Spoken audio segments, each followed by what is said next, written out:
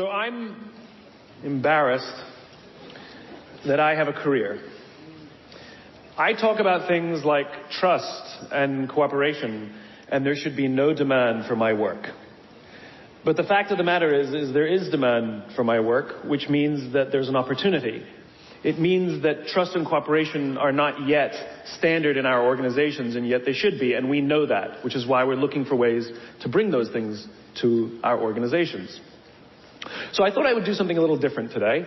You know, when you're speaking to tens of thousands of people and you have the opportunity to share a message, of course, most rational people would say, let's go with something I've talked about lots of times and I'm really good at, but I'm not normal, so I'm going to do something completely new, and I hope this works out.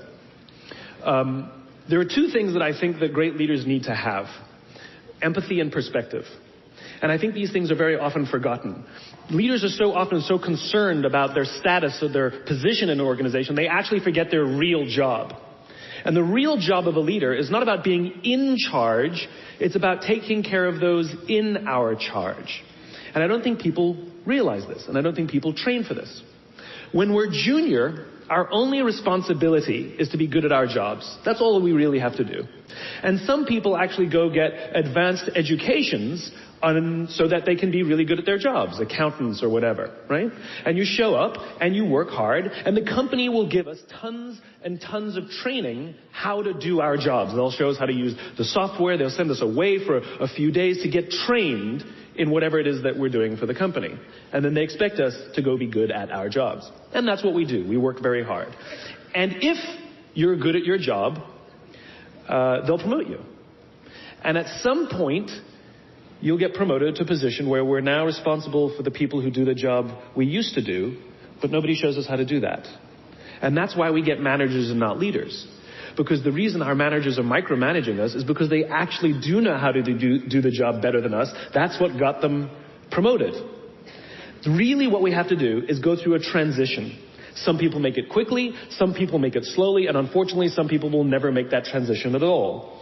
Which is we have to go through this transition of being responsible for the job and then turning into somebody who's now responsible for the people who are responsible for the job.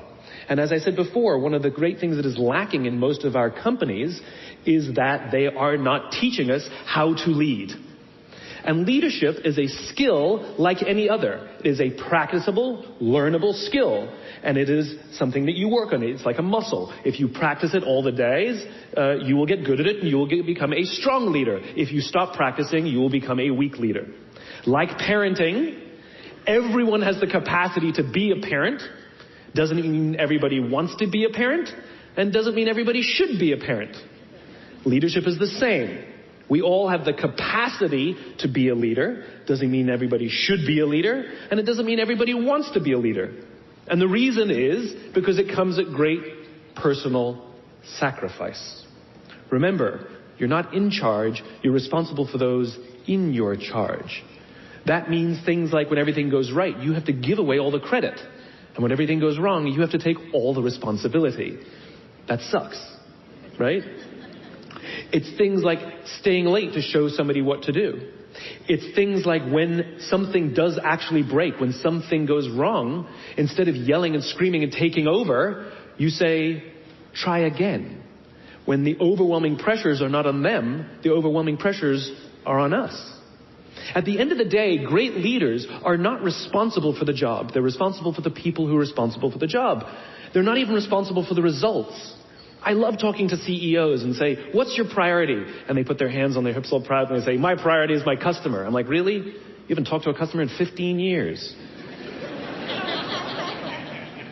There's no CEO on the planet responsible for the customer. They're just not. They're responsible for the people who are responsible for the people who are responsible for the customer. I'll tell you a true story. A few months ago, I stayed at the Four Seasons in Las Vegas. It is a wonderful hotel.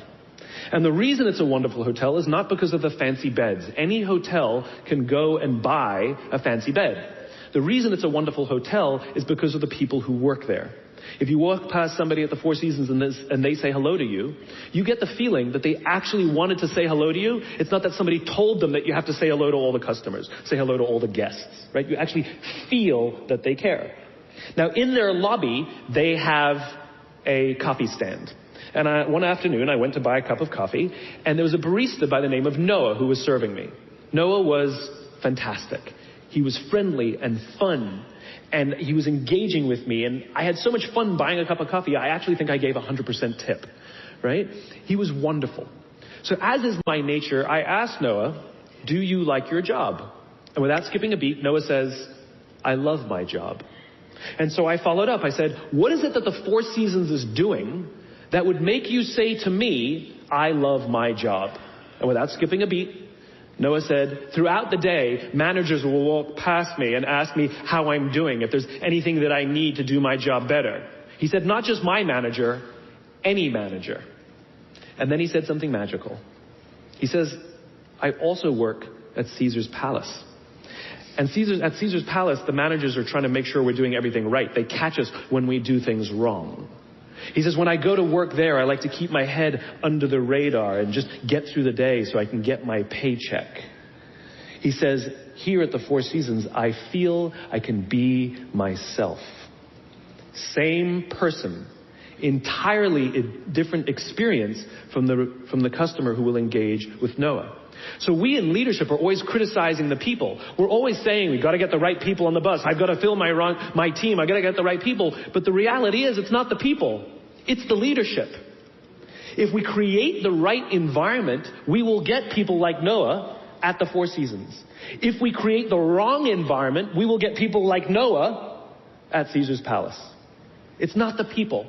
And yet we're so quick to hire and fire. You can't hire and fire your children. If your kids are struggling, we don't say, you got to see at school, you're up for adoption. So why is it that when somebody has performance problems at work, why is it that our instinct is to say, you're out? We do not practice empathy. What does empathy look like? Here's the lack of empathy. This is normal in our business world. You walk into someone's office, someone walks into our office and says, your numbers have been down for the third quarter in a row. You have to pick up your numbers, otherwise I can't guarantee what the future will look like. How inspired do you think that person is to come to work the next day? Here's what empathy looks like. You walk into someone's office, someone walks into your office and says, your numbers are down for the third quarter in a row. Are you okay? I'm worried about you. What's going on? We all have performance issues. Maybe someone's kid is sick. Maybe they're having problems in their marriage. Maybe one of their parents is dying. We don't know what's going on in their lives. And of course it will affect performance at work. Empathy is being concerned about the human being, not just their output. We have, for some reason, our work world has changed over the past 20 and 30 years.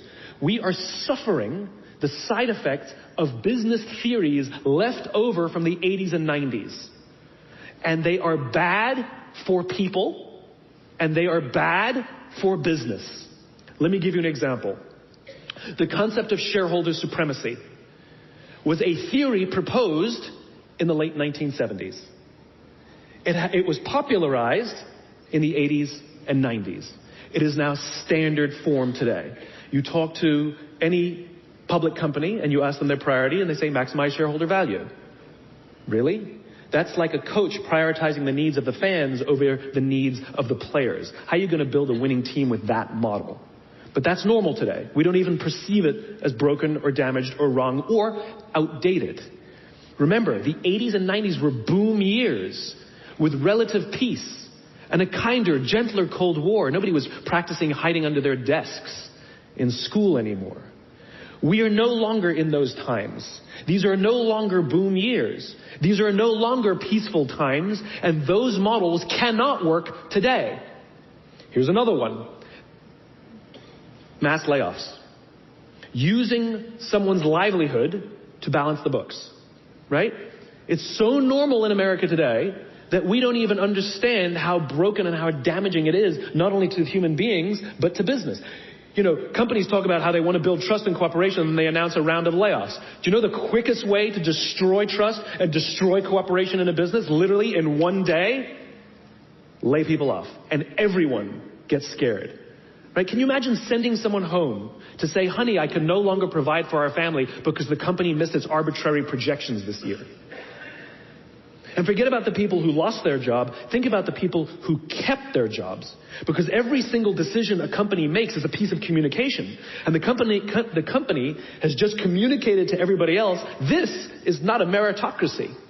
We don't care how hard you work or how long you've worked here. If we miss our numbers and you happen to fall on the wrong side of the spreadsheet, I'm sorry, we cannot guarantee employment. In other words, we come to work every day afraid.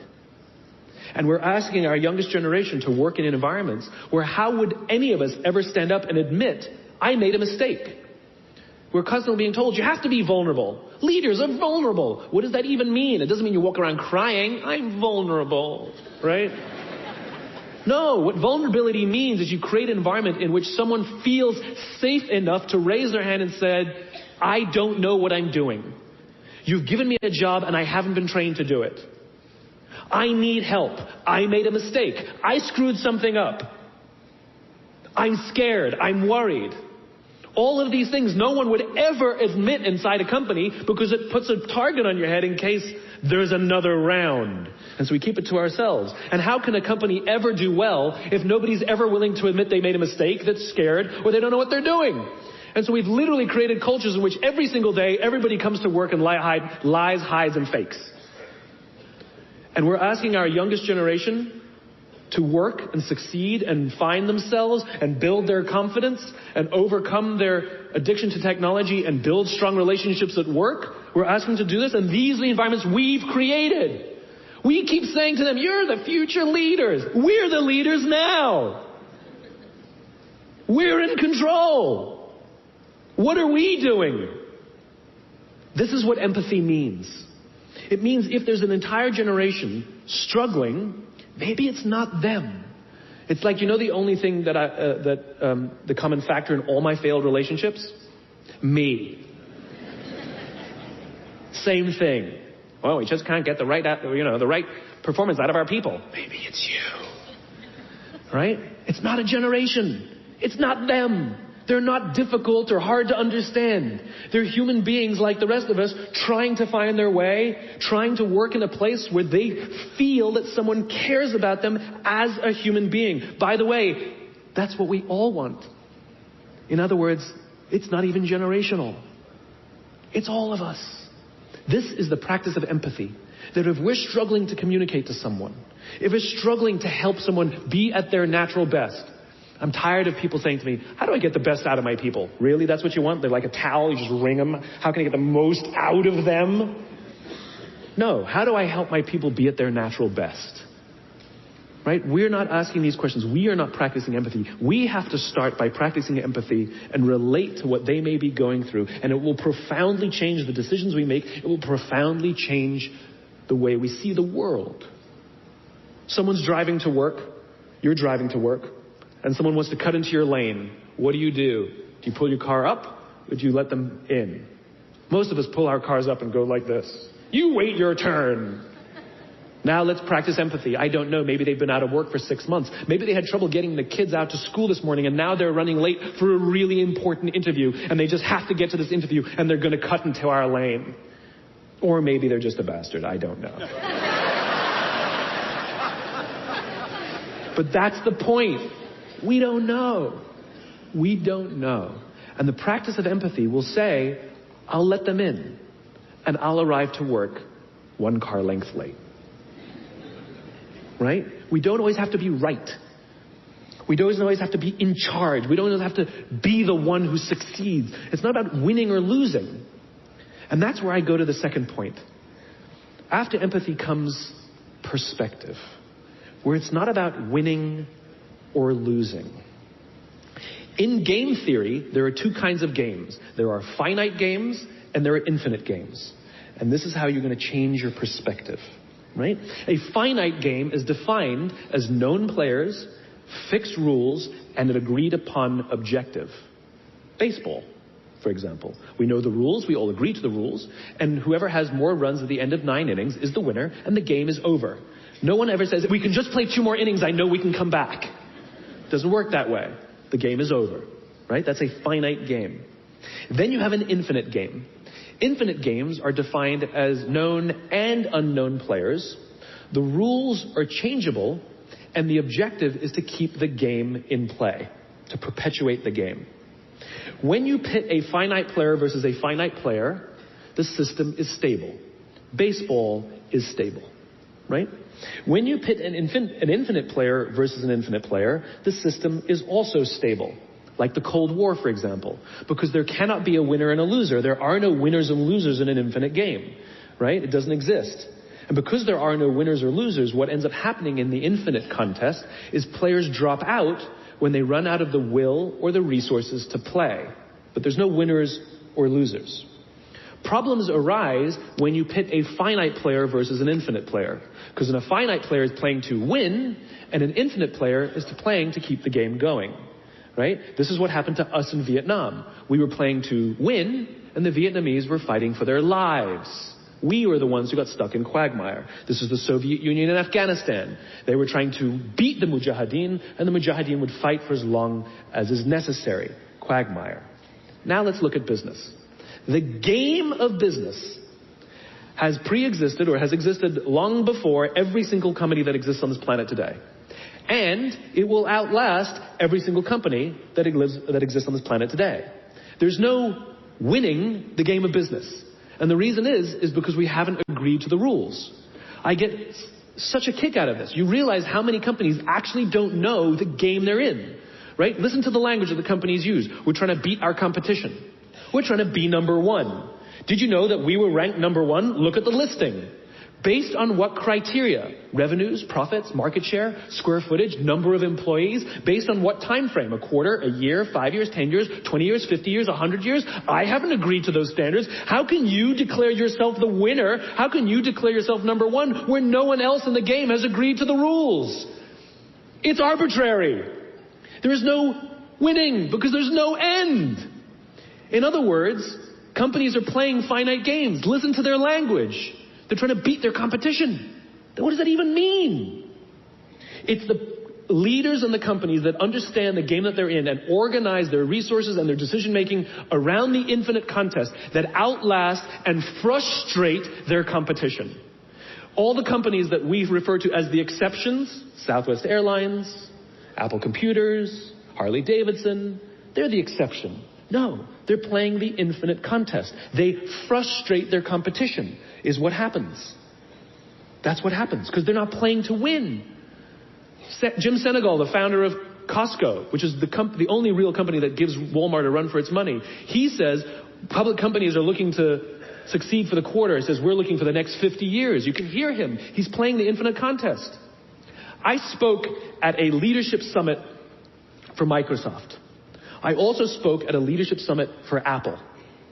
Now, at the Microsoft summit, I would say 70% of the executives, and this was under the Steve Ballmer days, I would say about 70% of the executives spent about 70% of their presentations talking about how to beat Apple. At the Apple summit, 100% of the executives spent 100% of their presentations talking about how to help teachers teach and how to help students learn. One was obsessed with their competition. The other one was obsessed with where they're going. So at the end of my presentation at Microsoft, they gave me a gift. They gave me the new Zune, which was the competitor to the iPod Touch when it was a thing, right? And I have to tell you, this piece of technology was spectacular. It was beautiful. The user interface was incredible. The design was amazing. It was intuitive. It was one of the most beautiful, elegant pieces of technology I'd ever seen. Right? Now, it didn't work with iTunes, which is an entirely different problem. I couldn't use it. But that's something else. I'm sitting in the back of a taxi with a senior Apple executive, sort of employee number 12 kind of guy. And I decide to stir the pot. And I turn to him and I say, you know, I spoke at a Microsoft summit and they gave me their new Zune. And I have to tell you, it is so much better than your iPod Touch. And he turned to me and said, I have no doubt. Conversation over.